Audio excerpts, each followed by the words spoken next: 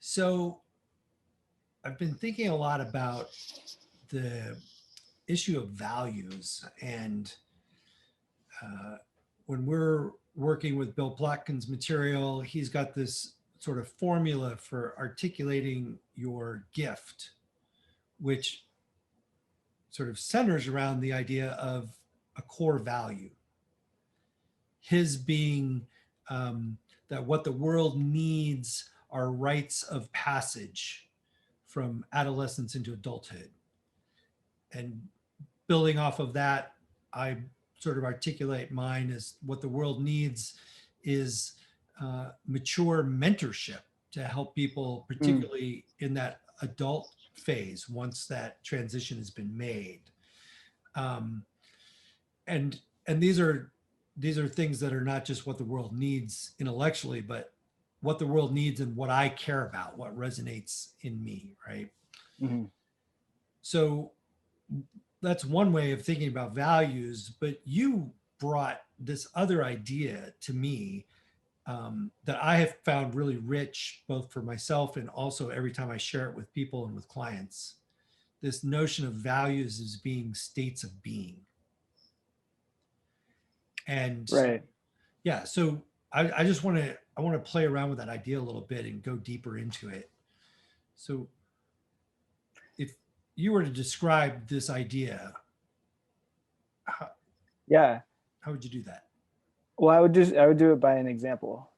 And the example, if you could be my partner, my volunteer, Sure. is what's something you spend a lot of time and energy doing? Oh, reading about different approaches to therapy. Okay. What's something you really like doing? I like doing that. Okay. And why? I find it, I'm curious and I find it interesting. It stimulates, creates, I have lots of ideas. It gets me really motivated. Mm-hmm. And what's really enjoyable? Why do you like having lots of ideas that make you motivated and curious? That feeling of excitement that comes with it. Ding, ding, ding, ding, ding. I mean, it didn't take long. You actually already did it on the first layer down. It's like the thing you like, thing you spend energy on is because of the state of being. You know, you said curious and motivated, and then right below that was, you know, excited. So we interact with the world through the lens often of like what we are doing, but what we are doing by and large is really a pursuit of a state of being most often. So a lot of people spend a lot of their time working, trying to make money one way or the other. Yep. And you know, you could make the argument that that's showing the flaws of my whole theory here, that, you know, like, well, actually you're doing something that's for this external reward. You're not doing it for a state of being, but it's, no one's putting a gun to your head saying you must work. You're working because you value stability. You know, you value security. You value the state of being of maybe status. You know, you associate that with money, or that's what you use your money for. So it's just a lens on values that brings you beneath, you know, this kind of intellectual, like, oh, well, I value freedom of expression, you know, like that's a cool thing to value. But that's like an intellectualized concept. What I think really reveals what the person is about, what really gets them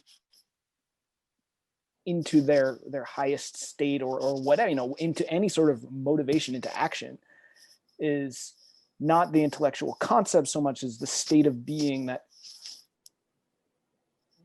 expressing that concept, or you know, like, screw that entire concept, throw it out the window. It's the state of being that they actually like put their time, money, and energy to get into. And that leads to the famous Peter Drucker. He was the management consultant of management consultants from the 60s through 90s. He was, it was like GM hired him, presidents came to visit him, like he was the guy who had management thinking made the field. And his famous saying was, "I'll show you what you value if you show me your bank statement and your calendar," meaning it's not the ideas in your head. It's what you're actually putting time and energy into, and money into, resources into, is what you value. And we're just taking it a slight level deeper and saying, well, that is also what you're putting money and energy and resources into, is because of the state of being that you hold most sacred. If you're putting 80 hours a week into your job, it's it's for the money, but the money's for what? Right. So that's what understanding your values really helps to clarify, is why are you doing what you're doing? What's the most important to you?